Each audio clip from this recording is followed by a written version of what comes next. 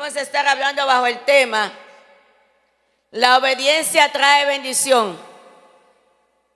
Y de igual manera, la desobediencia trae ruina, trae situaciones, trae maldiciones.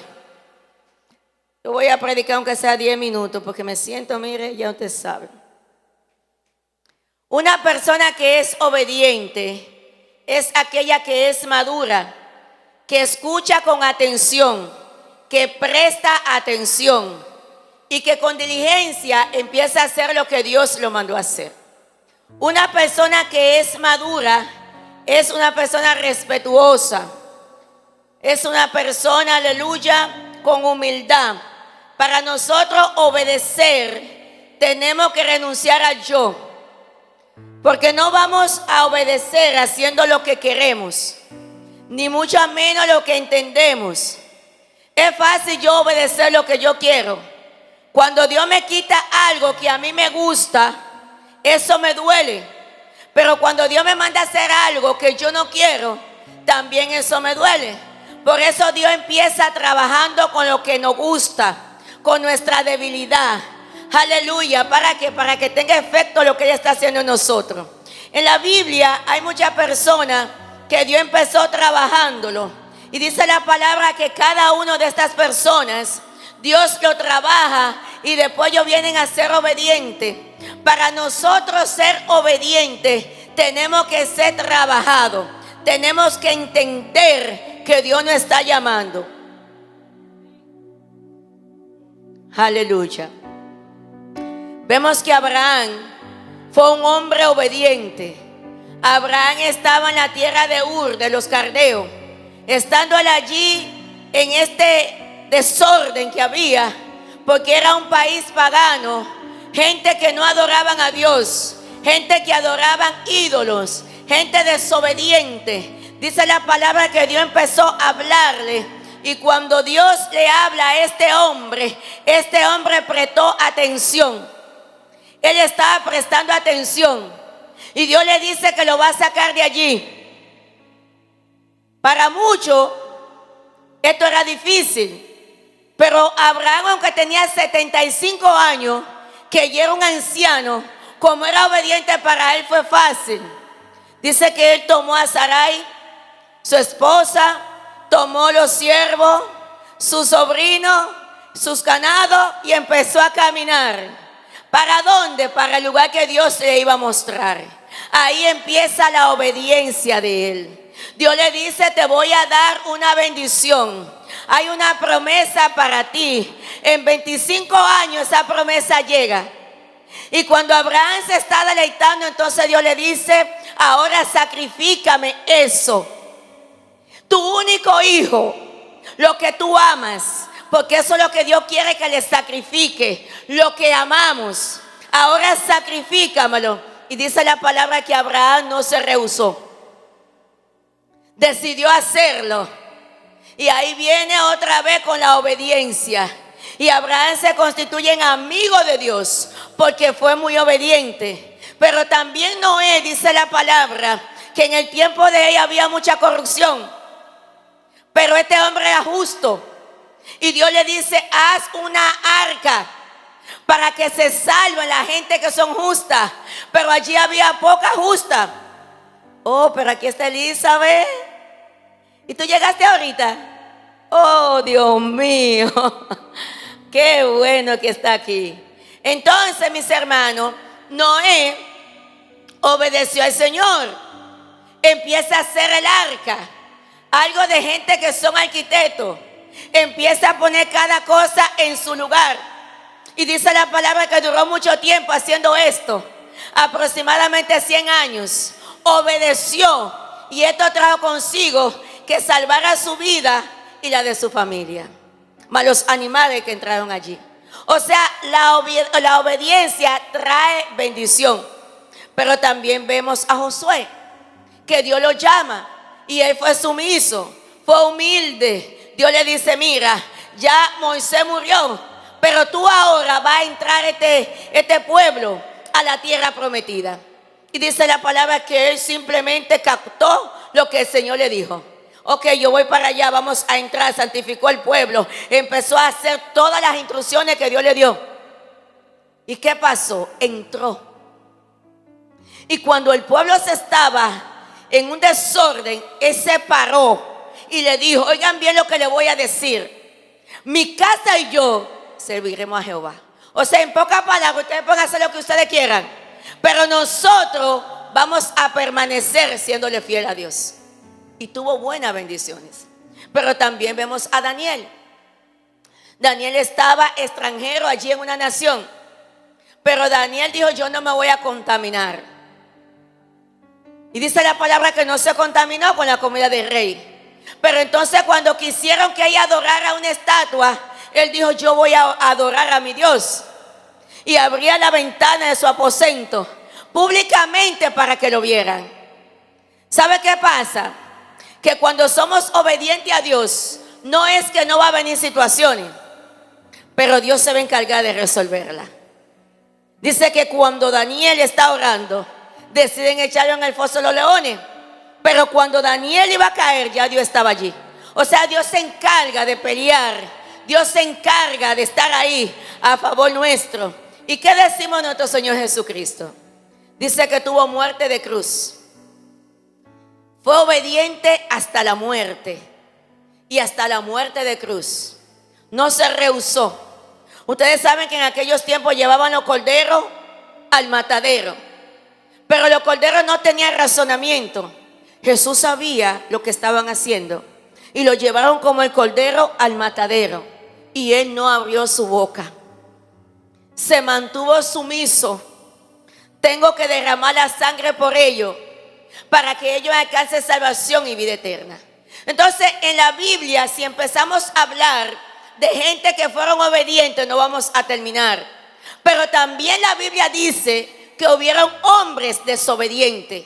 Y esto trajo consigo ruina, situaciones, maldiciones en su vida. Uno de estos fue Adán. Adán vivía en lo sobrenatural. Todo estaba bien hasta que entró la desobediencia.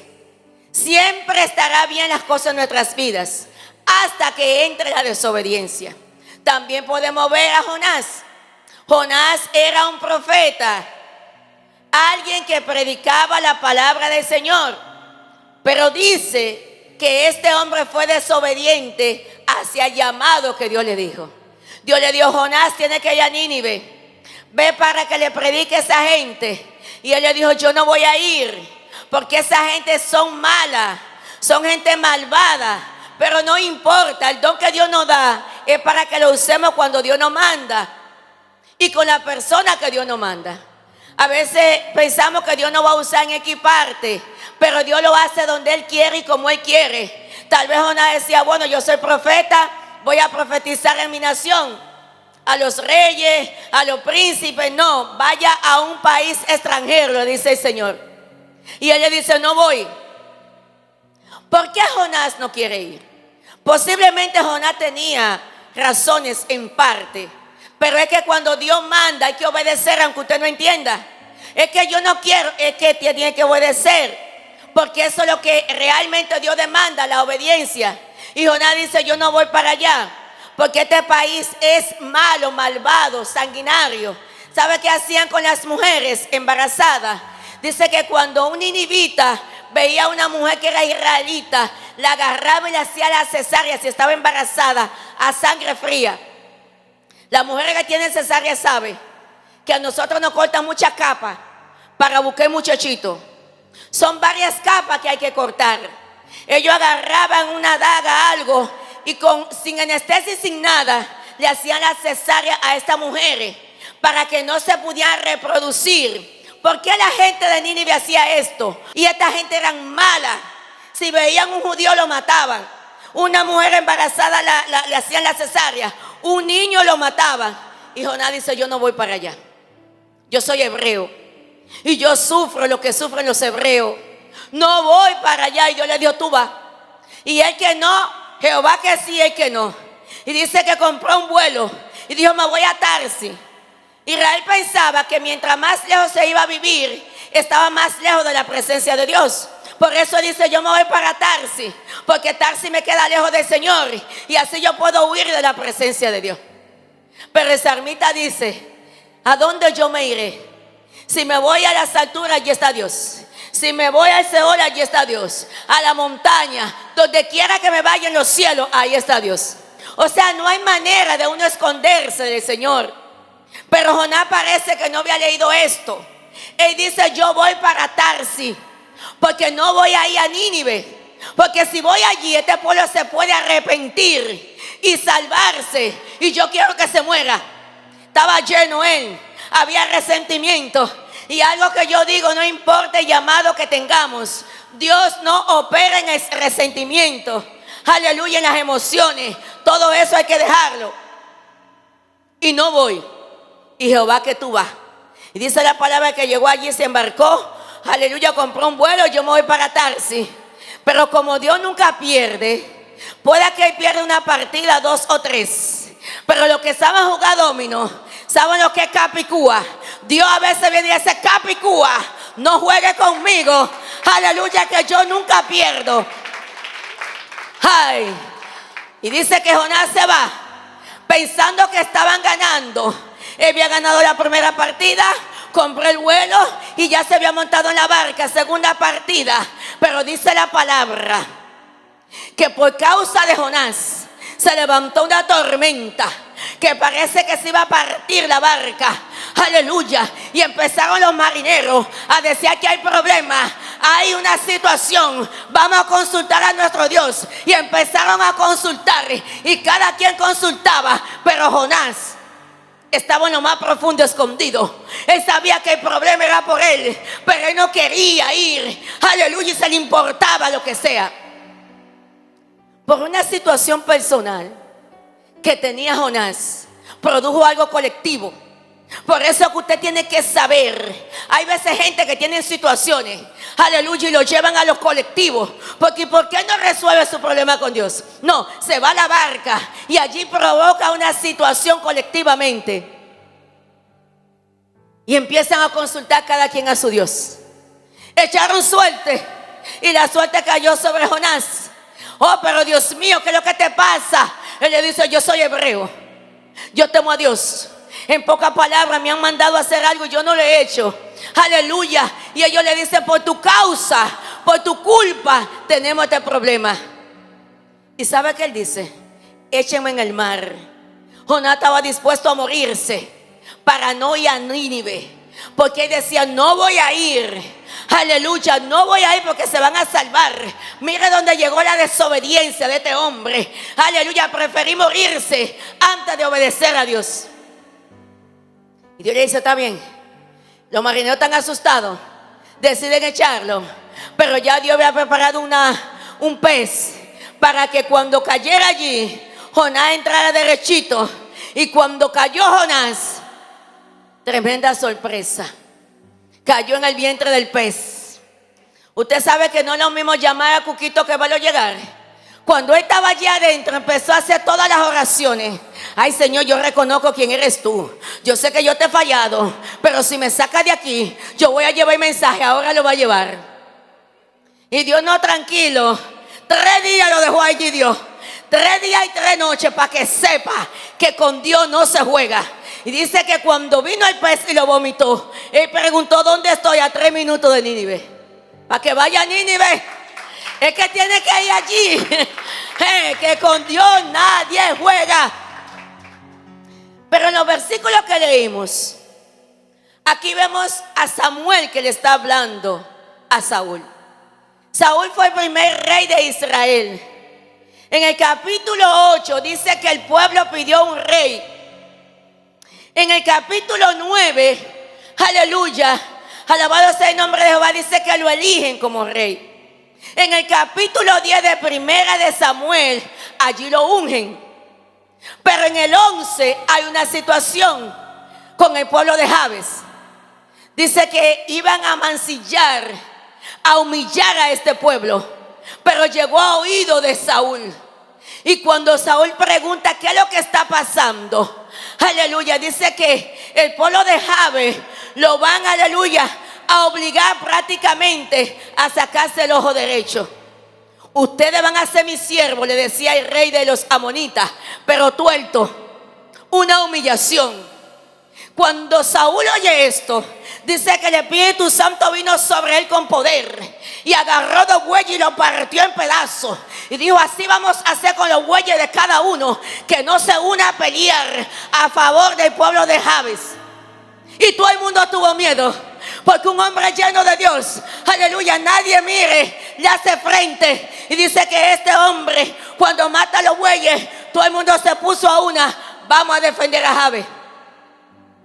Y cuando fueron allí, dice que Dios le dio la victoria. Saúl duró 2 años gobernando bien, gobernando en obediencia. Dice que profetizó entre los profetas. Dios le hablaba y obedecía. Pero ya en el capítulo 13 entró la rebeldía, entró la desobediencia. Y dice que en este capítulo estaban, aleluya, los filisteos reuniéndose para la batalla. Samuel tenía que ir a hacer sacrificio. Duraba 7 días para hacerlo, pero él entendía que Samuel estaba durando mucho tiempo. Y dijo: páseme todo, que yo voy a hacer sacrificio. Tremendo error, porque esto le tocaba a los sacerdotes. Fue Dios que dijo que solamente los sacerdotes podían hacer holocausto, solamente ellos. Saúl como rey no le tocaba. Pero él dijo: por cuanto se demora, porque hay gente que cuando ven que Dios se está demorando para lo que ellos quieren hacer, se precipitan y terminan locamente como Saúl. Aleluya, entendía que Dios estaba durando mucho, que no había mandado a Samuel. Yo lo voy a hacer. Y dice la palabra que se esforzó haciendo este sacrificio, pero de nada le valió. No importa que ayune, no importa que haga silicio, no importa lo que haga, si no lo hace en el lugar, en el tiempo indicado, en el tiempo de Dios, de nada sirve. Saúl pensó que iba a conquistar a Dios. Él decía: el pueblo enemigo se está reuniendo, tenemos que ir a pelear y hay que hacer holocausto, el sacrificio a Jehová, para que Jehová vaya con nosotros. Aleluya. Y pensó que iba a conquistar a Dios de esa manera. Cuando llega Samuel, le dice: ¿qué hiciste, Saúl? Locamente actuado. Y le dice: por cuanto actuaste así, tu reino va a durar poco en esta tierra, porque la gente piensa que puede hacer lo que quiera, y con Dios nadie se juega. Usted puede hacer algo hoy y Dios se la deja pasar. Mañana hace otro y se la deja pasar. Si no, pregúntele a Sansón, que empezó decepcionando la presencia de Dios hasta que el Espíritu Santo se apartó de él. Va a durar poco tiempo tu reino, porque ha quebrantado el mandamiento de Jehová, le dijo Samuel. No te tocaba a ti eso, le tocaba a los sacerdotes. Y tú con tu orgullo, se puede decir, quebrantaste e hiciste lo que no tenía que hacer.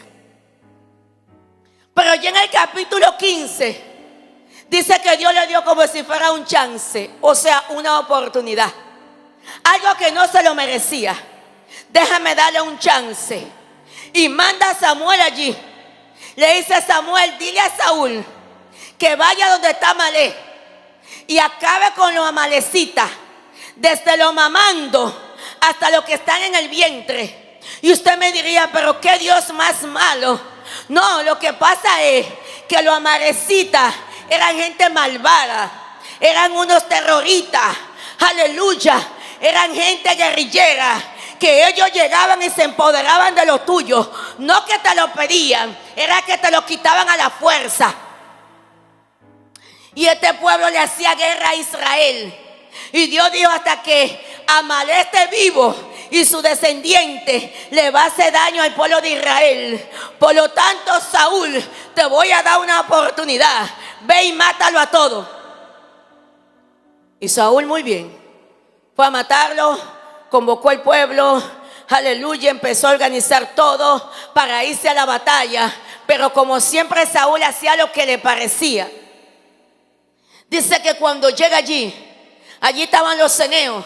Los ceneos fue un pueblo que fue de bendición para el pueblo de Israel. Y él humanamente le dice: salgan de aquí, porque voy a matar a todos los amalecitas. A ustedes los voy a dejar vivos por cuanto le hicieron bien al pueblo de Israel. Y empezó a matar. Pero cuando él vio el botín, cuando vio la oveja gorda, cuando vio vaca, bueyes, dice que el pueblo se lo llevó a Israel. Y de ñapa llevaron al rey de los amalecitas. Él pensó que había hecho el trabajo. Y yo siempre digo, cuando Dios nos manda a hacer algo, si lo hacemos a media, está mal. Lo que sabe la tabla de verdad, verdadero y falso, ¿qué le da? Falso.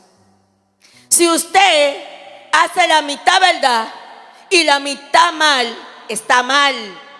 Es que Dios le dijo: acaba con todo, desde lo mamando, desde lo que está en el vientre, todo, animales, todo mátalo, porque son de maldición.